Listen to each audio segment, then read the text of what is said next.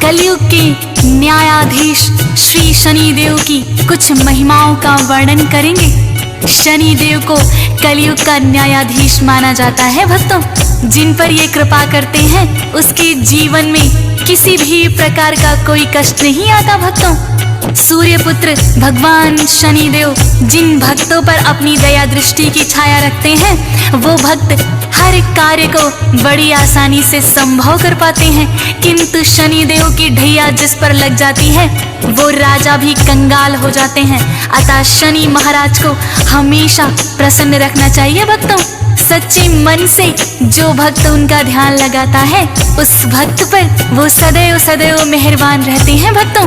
तो आइए भक्तों सुनते हैं शनि महाराज की महिमा का वर्णन इस पावन कथा के माध्यम से।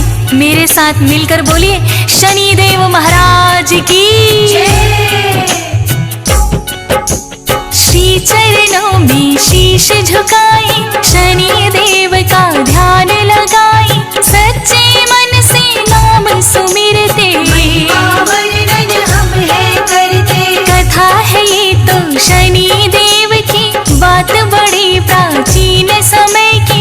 किसी गाँव में एक था ब्राह्मण,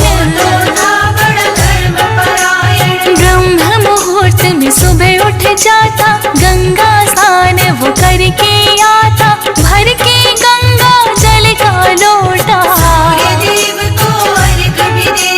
विधि विधान से पूजा पाठ करे, अन्न जल सब उसके बाद करे, बाल्यावस्था से ब्रह्मचारी और बड़ा ये परोपकारी।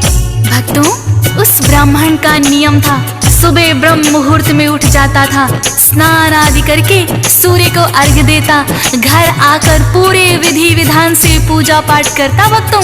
उसके बाद ही कहीं अन्न जल ग्रहण करता था और दूसरों के हित के लिए सदैव सदैव सोचता था भक्तों। ग्रामवासी उस ब्राह्मण का बहुत ही आदर सम्मान करते थे। एक दिन की बात है, सुबह सुबह जब वो गंगा स्नान करने जा रहा था तो रास्ते में उन्हें शनि देव मिल जाते हैं। ब्राह्मण ने शनि देव को प्रणाम किया और ब्राह्मण पूछने लगा कि हे शनि देव, आज सुबह सुबह आप किधर जा रहे हैं? तो शनि देव ने उस ब्राह्मण से क्या कहा भक्तों? ब्राह्मण ने उन्हें शीश झुकाया और पूछना इतना चाहा, शनि देव आज प्रातः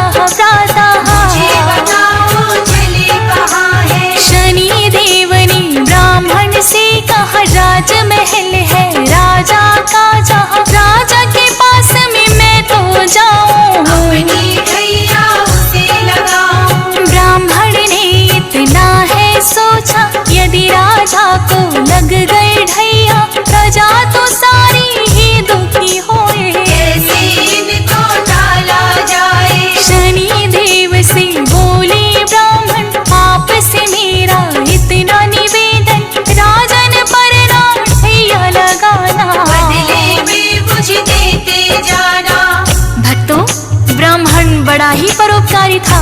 उसने सोचा यदि राजन पर शनि की ढैया लग जाती है तो सारी प्रजा दुखी हो जाएगी, क्यों ना शनि की ढैया को मैं अपने ऊपर ही ले लूं। उन्होंने शनि देव से प्रार्थना की कि हे शनि देव, आपसे मेरी इतनी विनती है कि आप हमारे राजन पर अपनी ढैया ना लगाएं, बदले में आप मेरे ऊपर ही लगा दें। शनि देव कहने लगे, हे ब्राह्मण तुम एक बार फिर सोच लो। ब्राह्मण निश्चय का पक्का था भक्तों। शनिदेव से कहने लगा कि हाँ शनिदेव, मैंने सोच लिया, आप राजन के बदले में ढैया मेरे ऊपर लगा दीजिए। शनिदेव कहने लगे, कितने वर्षों के लिए लगाऊं? तो ब्राह्मण बोला, हे महाराज, वर्षों तक तो मुझसे ना सही जाएगी। ब्राह्मण का था इतना कहना, वर्षों तक तो होगी सहना, इतनी सी कृपा बरसा दो, पैर के लिए लगा दो। शनि देव ने बात मान ली, ढैया है ब्राह्मण पर लगती, गया ब्राह्मण गंगा स्नान को, शनि देव ढैया उस पर है, गंगा स्नान रहा वो कर है, सूर्य देव को जल है चढ़ाया,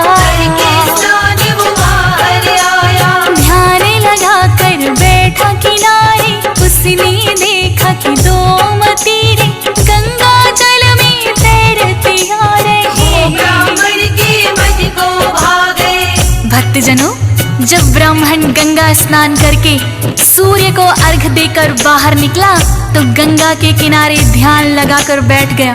उसी समय देखा कि 2 मतीरे पानी में तैरते हुए आ रहे हैं। ब्राह्मण ने सोचा, पूजा पाठ के बाद आज इन्हीं मतीरों को मैं खाऊंगा। 1.25 पहर तक, जब तक शनि की ढैया है, मैं ईश्वर का ध्यान करूंगा। और ब्राह्मण ने वो मतीरे निकालकर अपने घुटनों के नीचे रख लिए और ईश्वर के ध्यान में बैठ गया। भक्तों, इधर से एक राहगीर गुजर रहा था। उसने देखा ब्राह्मण अपने दोनों घुटनों के नीचे नरमुंड दबाए हुए हैं। पास आकर देखा तो वो दोनों राजा के पुत्रों के शीश थे। भक्तों, नगर में जाकर उसने सबको बता दिया कि एक ब्राह्मण ने राजा के दोनों बेटों के शीश काट दिए हैं और उसे घुटनों के नीचे दबाकर बैठा हुआ है। ज्यों ही राजा तक ये खबर पहुंची, राजा बिलाप करता हुआ आया। भक्तों, और उसने सैनिकों को आदेश दिया कि ब्राह्मण को तुरंत पकड़ कर लाओ और सूली पर चढ़ा दो। बात नगर में फैल गई है, राजकुमारों की हत्या हुई है। राजा मंत्री को बुलवा कर उसे पकड़ कर, दोनों प्रिय मेरे राजकुमार हैं। ब्राह्मण ने दिया शीश उतारे हैं, सुनकर मुझको हुआ कष्ट है। ब्राह्मण तो बड़ा दुष्ट है, शीघ्र ही उसे पकड़ कर लाओ और आते ही सूली चढ़ाओ। सजा दो ऐसी न जाए भूली, चौराहे पर कांपो सूली। जो ही सैनिक वहाँ पे आए, ब्राह्मण बैठा ध्यान लगाए। राजकुमारों के जो शीश थे, ब्राह्मण के घुटनों के नीचे। भक्तजनों, जब सैनिक वहाँ पर आए तो देखा वास्तव में ही ब्राह्मण ने अपने घुटनों के नीचे राजकुमारों के शीश दबा रखे थे। ब्राह्मण को सैनिकों ने उठाया। ज्यों ही ब्राह्मण ने आंखें खोली, देखा कि वास्तव में मतीरों की जगह राजकुमारों के शीश हैं। भक्तों, अब ब्राह्मण को समझ में आ गया, शनि देव की ढैया ने अपना असर दिखा दिया। सैनिक उसे पकड़कर ले गए। राजा ने कहा, इस ब्राह्मण ने मेरे निर्दोष राजकुमारों की हत्या की है, इसे तुरंत ही सूली चढ़ा दो। ब्राह्मण को चौराहे पर लाकर जैसे ही सूली लटकाने लगे, सूली टूट गई। भक्तों, फिर राजा ने तांबे की सूली बनवाई और ब्राह्मण को सूली चढ़ाने लगे तो वो भी टूटकर गिर गई। भक्तों, इसी तरह राजा ने चांदी की सूली बनवाई, वो भी टूटकर गिर गई। भक्तों, तो सोने की सूली बनवाने का आदेश दिया राजा ने। तब तक 1.25 पहर बीत चुका था। भक्तों,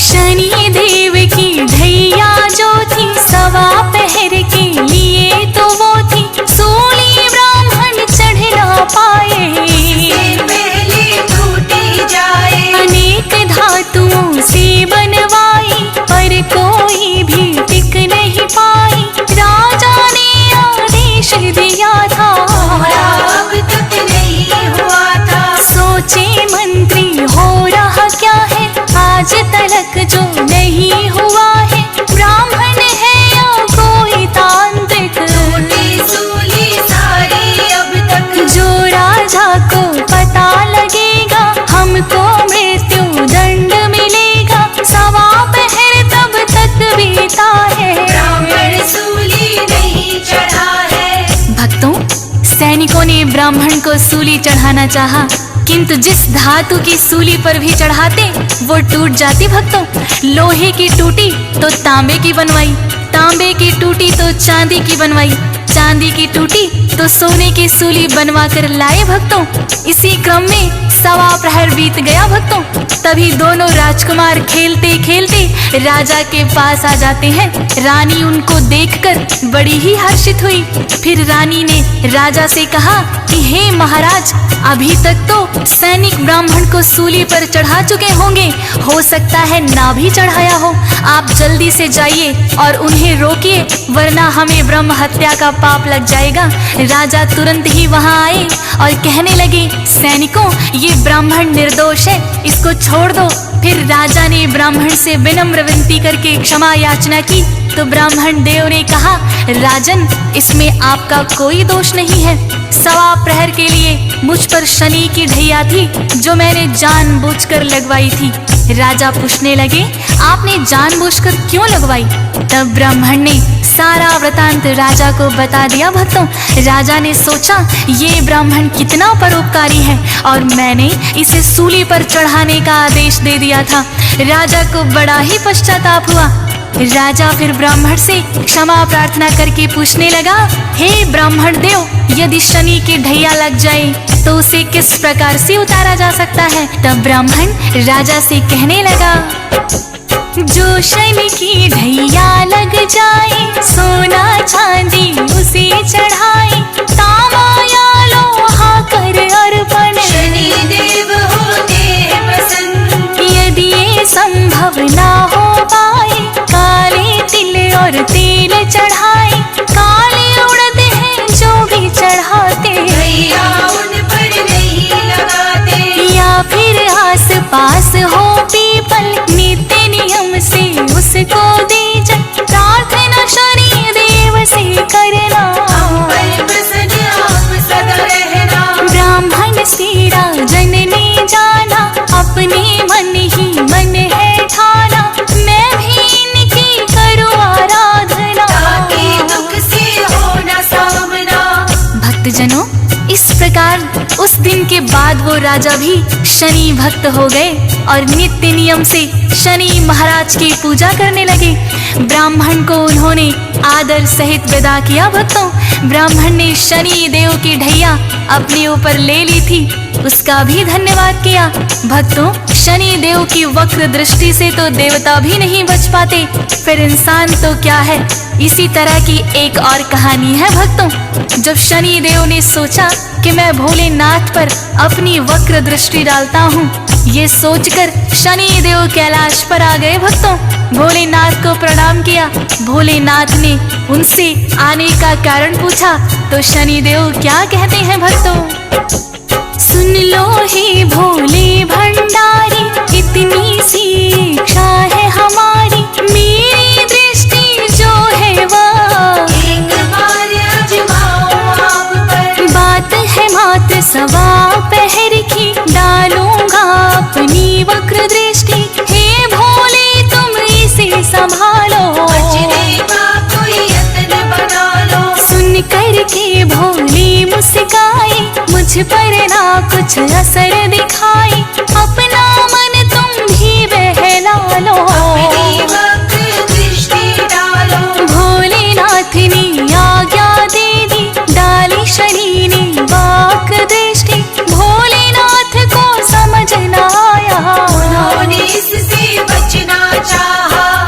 भक्तों, शनि देव ने ज्यों ही भोलेनाथ पर वक्र दृष्टि डाली, भोलेनाथ सोचने लगे मैं शनि देव की वक्र दृष्टि से बच जाऊंगा, और कैलाश छोड़कर वो मृत्यु लोक में आ गए और सवा पहर तक एक हाथी का रूप बनाकर जंगल में विचरते रहे। भोलेनाथ सोच रहे थे, भक्तों, शनि देव की वक्र दृष्टि मुझे पहचान ही नहीं पाएगी, और सवा प्रहर तक मृत्यु लोक में हाथी बनकर विचरते रहे।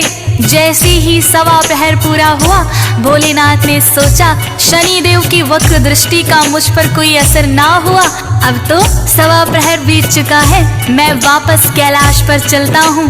भोलेनाथ हाथी की योनि छोड़कर कैलाश पर लौट आए। भक्तों, कैलाश पर आकर देखा शनि देव वहीं बैठे हुए हैं और भोलेनाथ की प्रतीक्षा कर रहे हैं। भोलेनाथ शनि देव से कहने लगे, भक्तों, शनि तुम्हारी वक्र दृष्टि मेरा बिगाड़ न पाई कुछ भी, सवा पहर अब बीत गया है, मुझे देखो कुछ ना भी हुआ है। सुन कर के शनि लगी मुस्कानी, मानी आप चाहे ना मानी, समझ आपकी नहीं है आया, वक्र दृष्टि ने असर दिखाया। भोलेनाथ ने फिर ये पूछा, वक्र दृष्टि से असर हुआ क्या? वक्र दृष्टि तो हुई निष्फल है, देखो बैठे हम सकुशल हैं। शनि देव ने फिर है बताया, वक्र दृष्टि ने असर दिखाया, वरना आप क्यों मृत्यु लोक पर सवा पहर रहे हाथी बनकर। भक्तजनों, इस प्रकार से शनि बताया कि हे भोलेनाथ, मेरी वक्र दृष्टि ने तो असर दिखा ही दिया, जिसके कारण आपको कैलाश छोड़कर मृत्यु लोक पर जाना पड़ा है और आप सवा पहर तक हाथी की योनि में भी रहे। यही मेरी वक्र दृष्टि का असर था।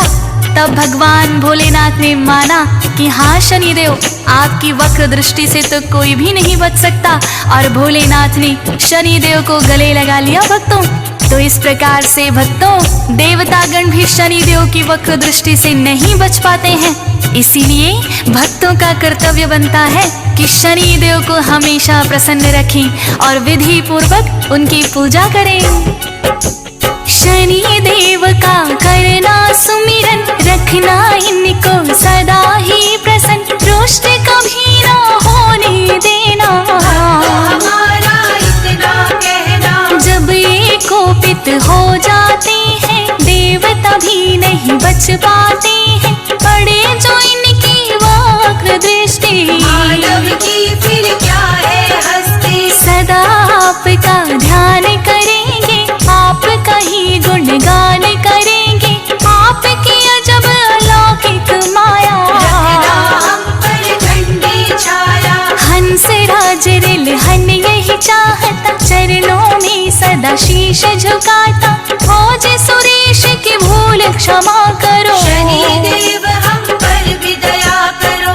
तो भक्तों, हम सभी को सदैव ये प्रयास करना चाहिए कि शनिदेव हमेशा हम सभी से प्रसन्न रहे और ऐसा कोई कार्य हमसे ना हो कि शनिदेव की वक्र दृष्टि हम पर पड़े। तो आइए भक्तों, सच्ची श्रद्धा के साथ भगवान शनिदेव का ध्यान करते हैं और मेरे साथ बोलते हैं, शनिदेव महाराज की, शनिदेव महाराज की।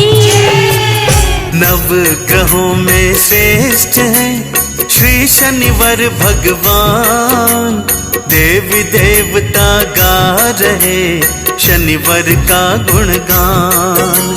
सूर्य पुत्र है लाडले, छाया माँ के लाल, शनि देवता है भक्तों सृष्टि के प्रतिपाल।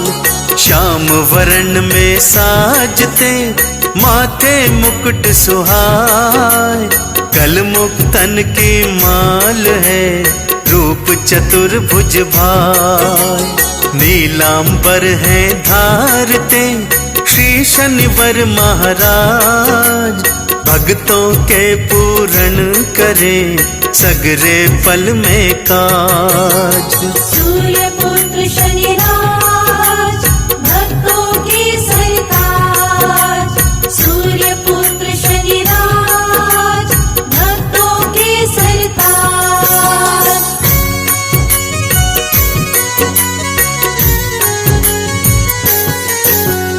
कोकिलवन है शनिवर का भक्तों पावन धाम, आओ इसकी कथा कहूँ सुनो लगा कर ध्यान।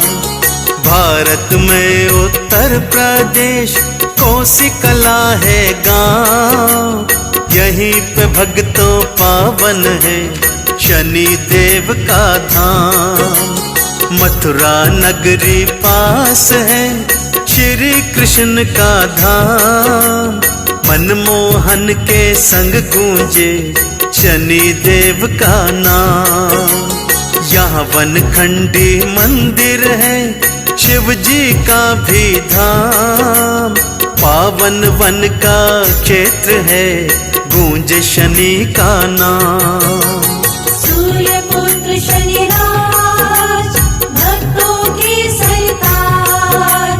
सूर्य पुत्र शनिराज, भक्तों के सरताज।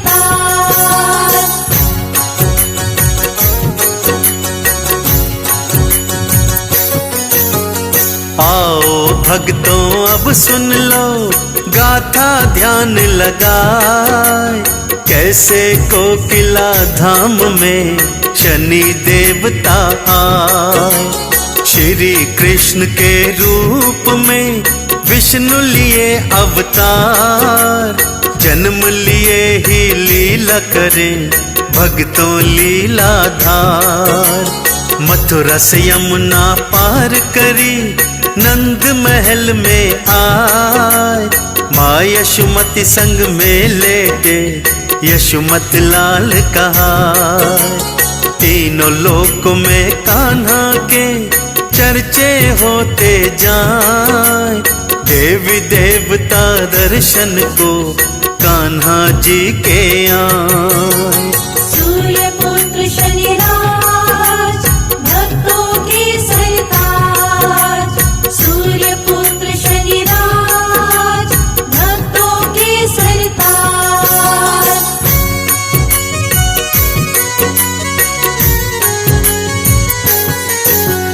शिव शंकर ने औघड़ का भक्तों रूप धराए, अलख निरंजन बोलते नंद महल में आए। कान्हा का फिर दर्श किया, शिव हो गए किरतार, फिर कैलाश को लौट गए शंकर भोलेनाथ।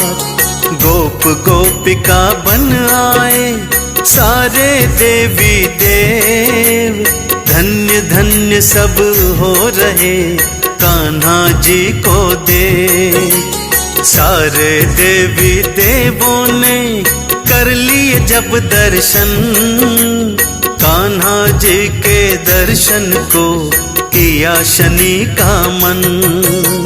सूर्य पुत्र शनिराज भक्तों के सरताज, सूर्य पुत्र शनिराज भक्तों के सरताज।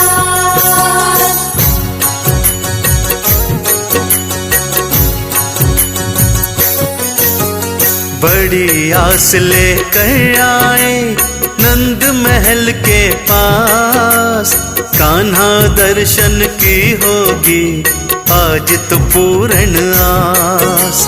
द्वार पे ही फिर मिल गई भक्तों यशोमत मात, कैसे आए शनीश्वरा इन महलों में आज।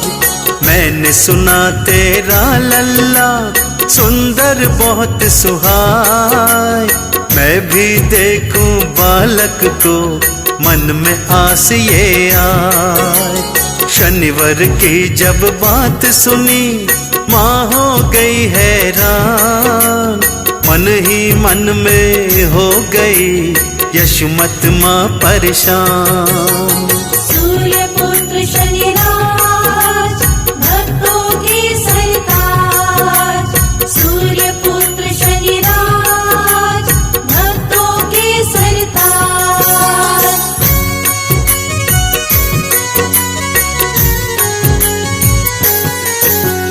शनिवार की कुदृष्टि को जानती यशोमत माँ, कैसे गणेश का सिर कटा जानती सारी बात। शनि की टेढ़ी दृष्टि ने राम थे वन भिजवाए, कैकेयी की बुद्धि भी शनीश्वरा भरमाए। शनि की टेढ़ी दृष्टि से विक्रम हुए परेशान, हरिश्चंद्र की नारी बिकी मर कौरव बलवान। जहाँ जहाँ टेढ़ी दृष्टि शनि देव की जाए, वहाँ वहाँ पर फिर भक्तों हाहाकार मच जाए। सूर्य पुत्र शनिराज भक्तों के सरताज, सूर्य पुत्र शनिराज भक्तों के सरताज।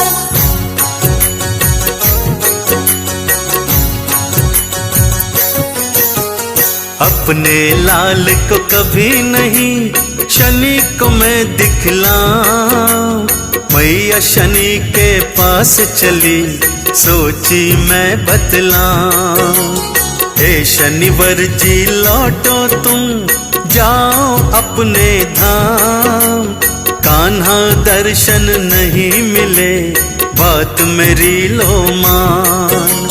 माँ यशोमत की बात सुनी शनि हुए हैरान, मैया ने क्या कह दिया सुन के हुए परेशान।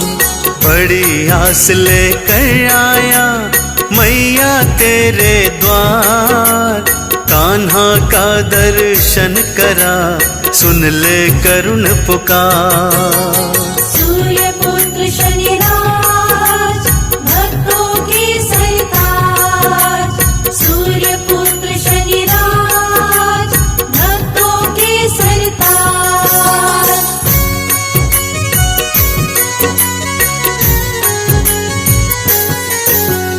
मैया ने ना एक सुनी वापस शनि लौटाए, मन में निराशा लिए शनि पास के वन में आए। कान्हा को देखे बिना वापस ना मैं जाऊं, यहीं इसी वन में मैं तो कान्हा का ध्यान लगाऊं। घोर तपस्या करने को बैठ गए शनिदेव, कठिन तपस्या देख रहे सभी देवी और देव। कठिन तपस्या देखी तो कान्हा किए विचार, जाके शनि को दर्शन दूं सुन के करुण पुकार। सूर्य पुत्र शनिराज भक्तों के सरताज, सूर्य पुत्र शनिराज भक्तों के सरताज।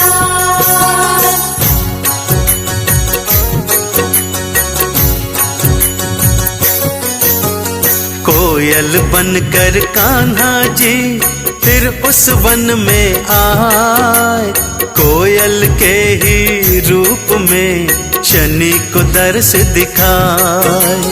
कोयल रूप में दर्शन पा शनि हुए गिरतार, पावन वन में मिल गया कान्हा जी का साथ। कान्हा ने वरदान दिया ये वन परम सुहाय, आज से वन ये शनीश्वरा कोकिला वन कहलाए। यहाँ कोयल बन करके मैं रहूं तिहारे साथ, भक्तों को शनि कृपा मिले मेरी कृपा के साथ। सूर्य पुत्र शनिराज भक्तों के सरताज, सूर्य पुत्र शनिराज भक्तों के सरताज।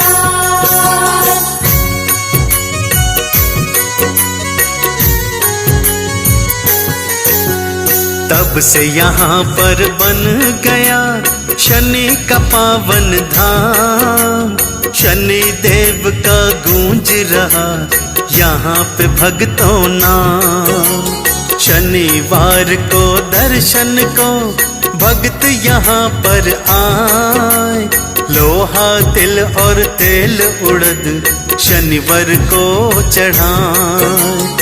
काले वस्त्र का शनिवार को भक्त करे हैं दान, उनके सारे कष्टों को हरते शनि भगवान। चंदन तिलक लगाए के करो शनि गुणगान, भवसागर से पार करे श्री शनि भगवान। सूर्य पुत्र शनिराज भक्तों के सरताज, लाल देह लाली लसे अरुधर लाल लंगूर, वज्र देह दानव दलन जय जय जय कपिसूर। पवन तनय संकट हरन मंगल मूर्ति रूप, राम लखन सीता सहित हृदय बसहु सुरभूप। लाल लंगोटा धारते